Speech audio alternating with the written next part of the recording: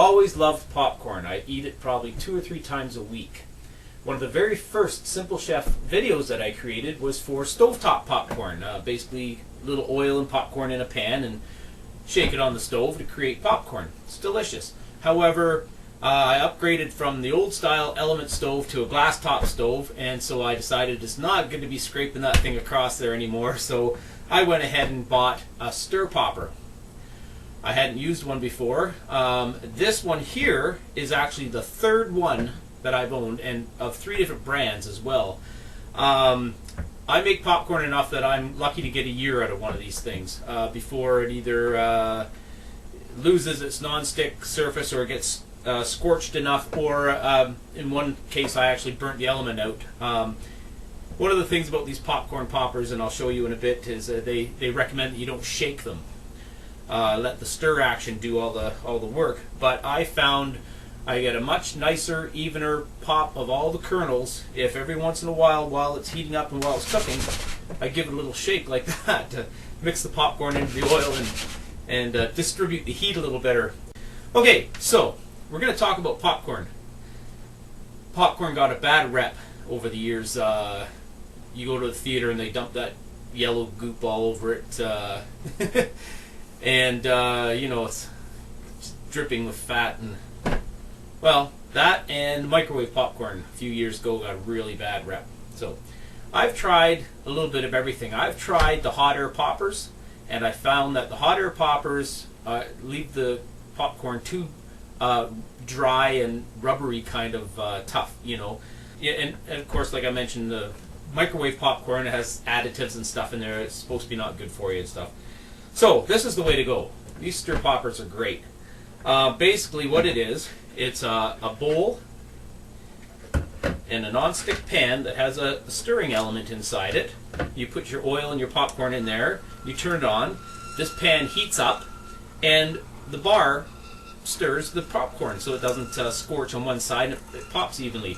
Like I said, this one turns a bit slow for my liking and doesn't quite capture all the popcorn I like, but again, it does work. It just takes a little longer to pop all the popcorn, in my opinion.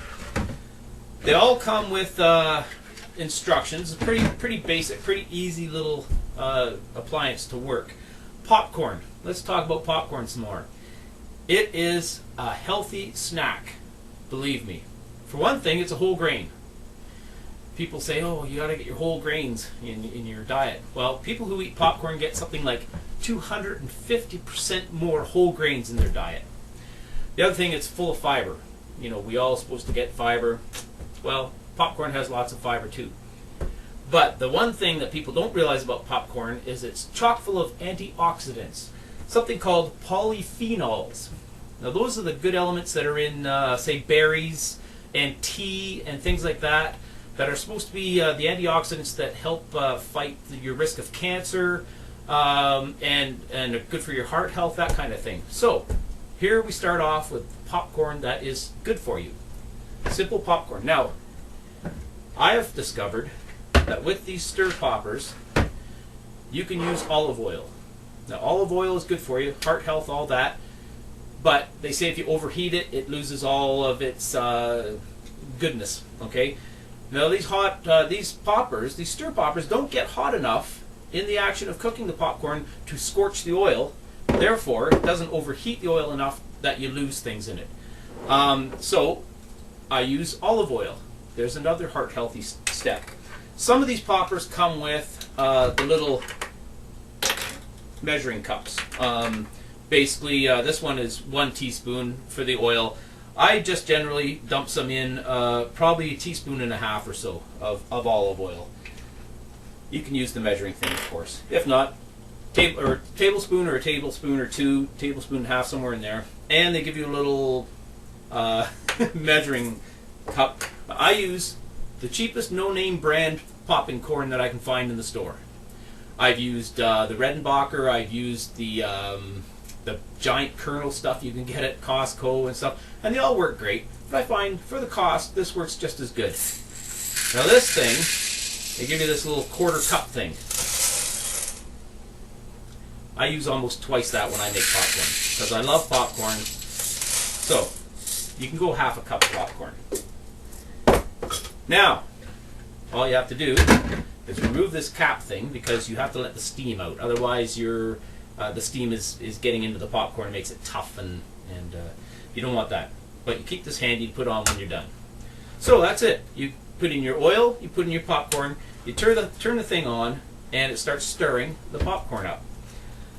Like I said, I like to give it a little shake just to make sure it's all coated well and it's going to heat evenly. And once I see that it's starting to heat up, you start to see steam form on the inside stuff. And once in a while, I give it a little shake. Get the kernels from the outside into the middle, get them moved around a little bit. I find it pops much better if you do that. But like I said, slight risk involved of shaking loose your little filament inside, your little heating element. So, that's all there is to making the popcorn.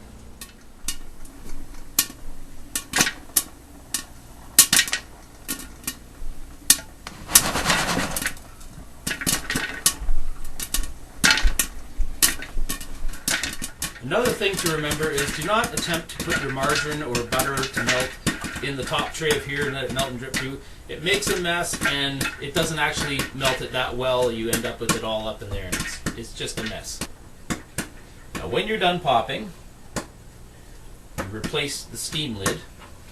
Turn this off, place the steam lid, and you're going to want to turn this over into its own little bowl.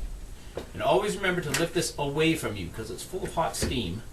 And you don't want that right in your face or scalding your arms. So you turn that away from you. And there you have your bowl of popcorn. Now you want to put a little flavor on it. Generally,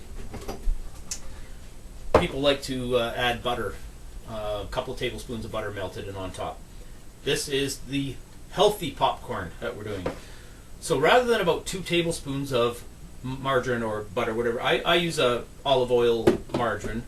Rather than 2 tablespoons of either or, try 1 tablespoon and 1 tablespoon of olive oil. Again, you're adding that wonderful olive oil to your diet. So, about a tablespoon of that, and a little bit of margarine into something that you can microwave. Now, here's the next part for flavor and for your heart health. This is pureed garlic. You can buy it in almost any grocery store. Simply take some of the garlic, I don't know, 1/4 teaspoon, 1/2 teaspoon, put it in with your oil and butter or margarine. Nuke that for 20 seconds, stir it up, nuke it for another 10 or 15 seconds, and pour that over your popcorn with the garlic in there and everything. It's delicious, believe me. If you still want to top it off with a bit of salt, that's fine. Low sodium diet, well, then you're not going to want to add that much salt. I don't have to worry about my salt intake, so I dump a little bit on. So there's a stir popper. Wasn't that simple?